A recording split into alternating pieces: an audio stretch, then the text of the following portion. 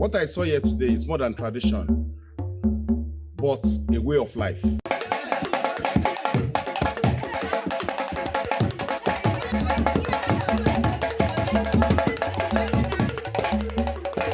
Today, I'm not just visiting a place, but I'm visiting a place where people believe so much in spirit. They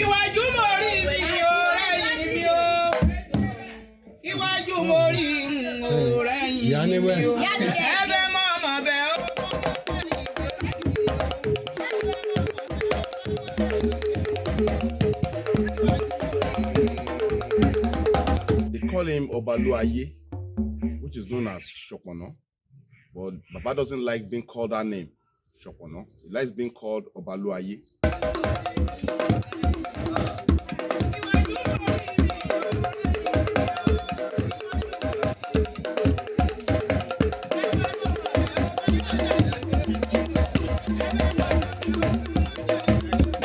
A powerful name and a respected force in the Yoruba spiritual realm. And today, I was allowed to witness it.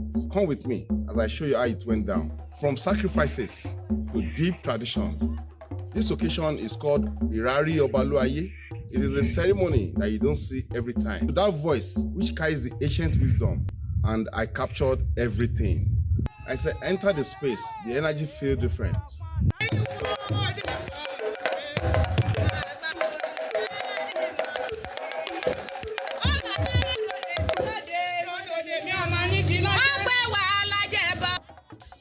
It is calm, and at the same time, it is heavy.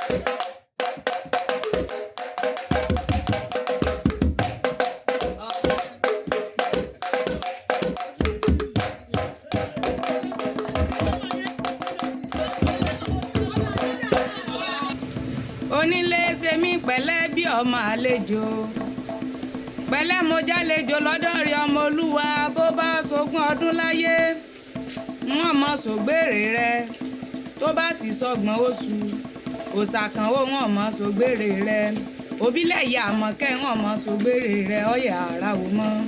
Orúkọ mi ni Òbíyẹmísí Apohun Obaluaye. Láti ìlú Ògùn wá láti ìlú Ọ̀yọ́. So èyí ni pé ó jẹ́ Ọlọ́baluaye tó dẹ̀ jẹ́ Apohun Obaluaye láti ìlú Ọ̀yọ́. Now òrìṣà Obaluaye tà sọ ó ti tó láti gbà wọ́n tí ó ti ń ṣe Obaluaye àbí ṣé wọ́n bí ẹ sílẹ̀ ní ọ́ tí ẹ ṣàlàyé fún wa gan-an bó ṣe jẹ́ pàtó nípa bó ṣe ní Obaluaye. Ó ti pẹ́ tí wọ́n ti bí mi sí ìdílé Ọlọ́baluaye mo sì gbọ́njú bá ní gẹ́gẹ́ bí wọ́n ṣe ń sìn ní ilé wọn. Mo sì mọ̀ gẹ́gẹ́ bí òòṣà èmi náà sì mójútó gẹ́gẹ́ bí òòṣà.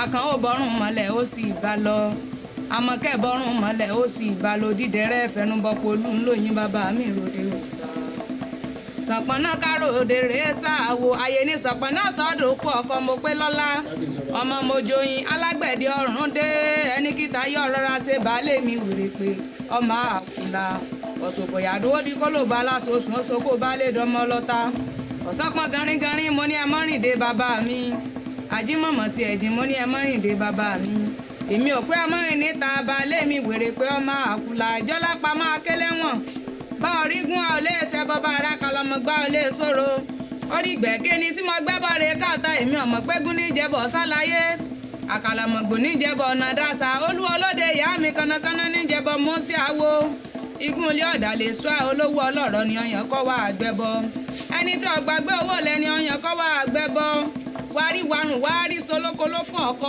mi kúndùn bí oyin ayé ní sàpọ̀nà sọ́dọ̀kú ọmọ mo pé lọ́lá ọmọ mojoyin alágbẹ̀dẹ ọ̀run dé ẹni kíta yọ rọra ṣe baálé mi wèrè pé ọmọ àkùlà nígbà míì ọ lásìkò tá a máa bọ́ nígbà míì èèyàn máa ń ṣe bí ìbàtọ́ pé èèyàn fẹ́ ṣe ọdún oríṣiríṣi nǹkan ni máa jẹ ó sì nígbà tá a máa bọ́ èèyàn máa bọ Obaluaye láti ipasẹ̀ ká pé èèyàn fẹ́ ṣe ọdún fún un torí Obaluaye òrìṣà ńlá ni fún ẹni tó bá dààmú ó sì lójú ẹni tí máa ń sin òrìṣà Obaluaye kì í ṣe wọ́n sì máa ń sin gbogbo àwọn òòṣà káàkiri tá a bá fẹ́ bọ Obaluaye nǹkan akọ láti gbọ́dọ̀ lò téèyàn bá lo àgbò yóò lò ó èèyàn lo nǹkan ẹ̀dẹ́ fi bọ Obaluaye nǹkan ilé torí akọlù náà fúnra Ọlọ́baluaye yóò sì gbọ́dọ̀ sínú sùn lórí ẹkùn ló náà fúnra rẹ̀ ṣóńṣó méjì òní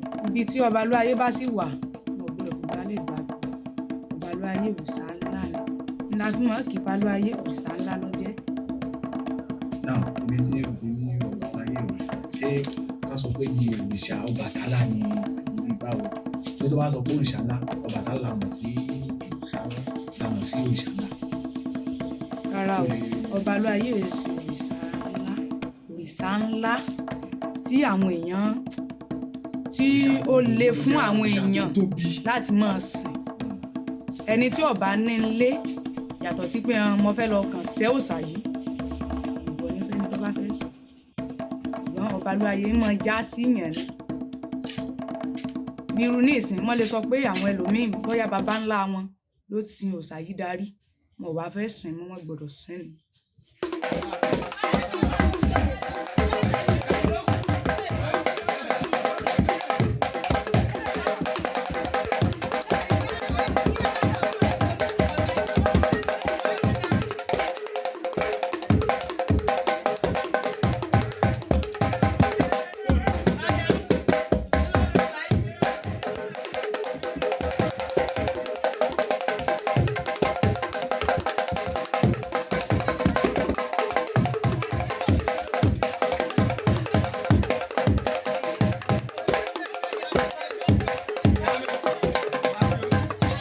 These stories are passed down from generations to generations. And right now, it is in this generation. This is culture, this is belief, and this is identity. What I saw here today is more than tradition, but a way of life. This is a connection to the spirit, to the ancestors, and to something that is bigger than us. Obaluaye is a powerful name and is a powerful symbol in the Yoruba tradition. And for me, this is not just a content.